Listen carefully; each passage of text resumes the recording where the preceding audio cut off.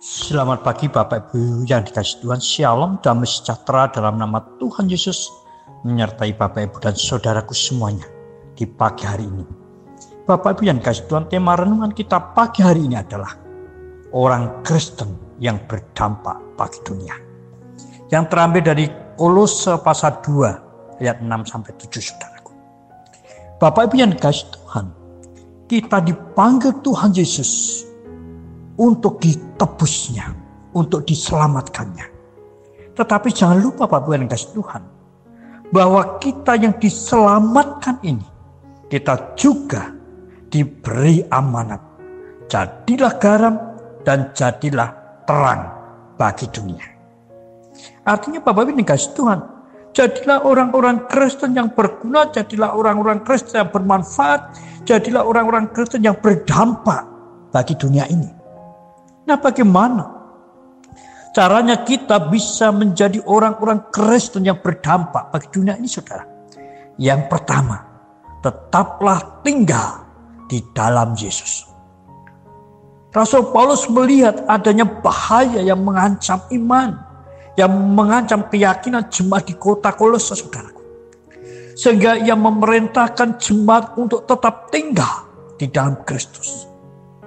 Iman, keyakinan jemaat di Kolose dan kita semua tidak boleh bergeser, tidak boleh berubah, tidak boleh goyah oleh ajaran-ajaran apapun juga, bahkan oleh apapun yang terjadi saat ini, saudaraku.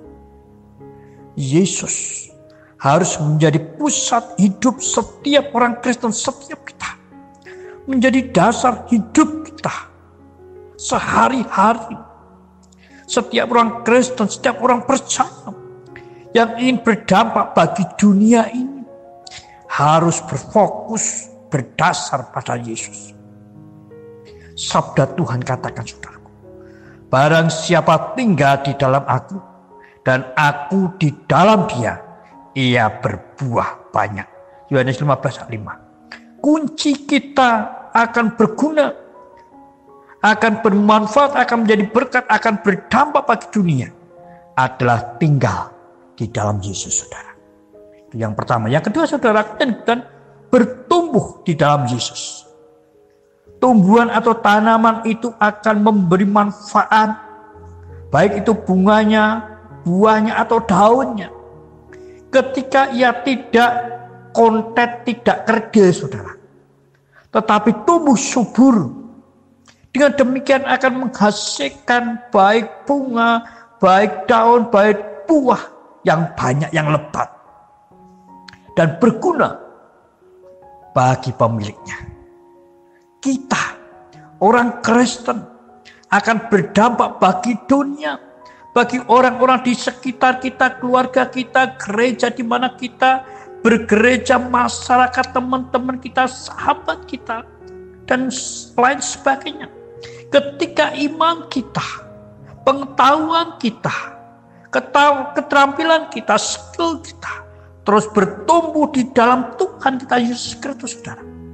Setiap kita yang terus mengalami pertumbuhan iman, kedewasaan penuh di dalam Kristus, akan mampu menggunakan setiap karunia yang Tuhan berikan untuk memberi dampak bagi dunia ini.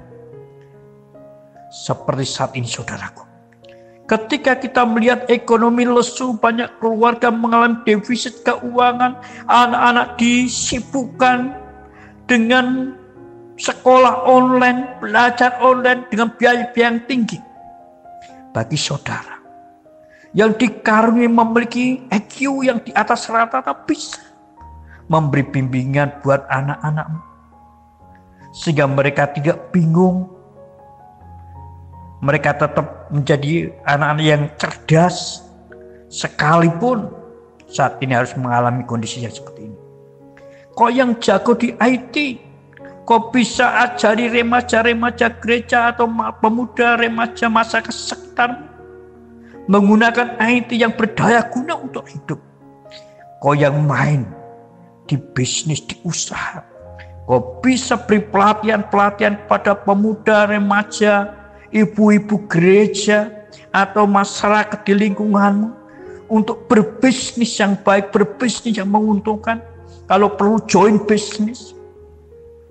Hal ini tentunya terjadi ketika kita bertumbuh di dalam Kristus, karena kau tidak akan takut tersaingi.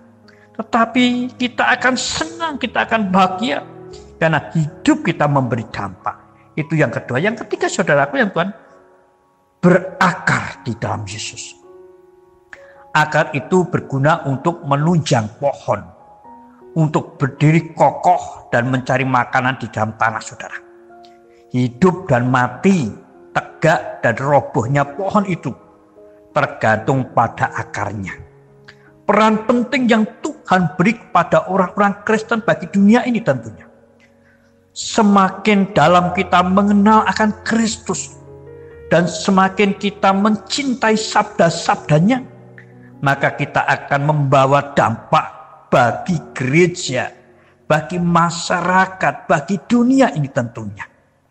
Semakin banyak kita menyerap makanan dari Kristus, maka hidup kita akan menjadi serupa dengan Dia.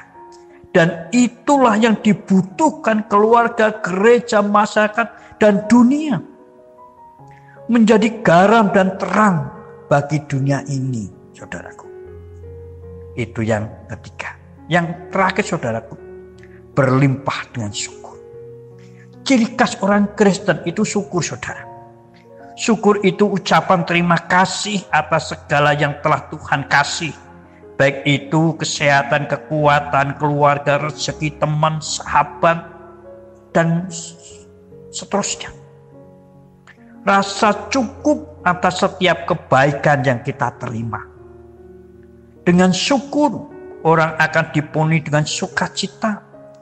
Ia akan ramah, ia akan rendah hati. Karena ia tahu bahwa segala yang ada adalah anugerah saja.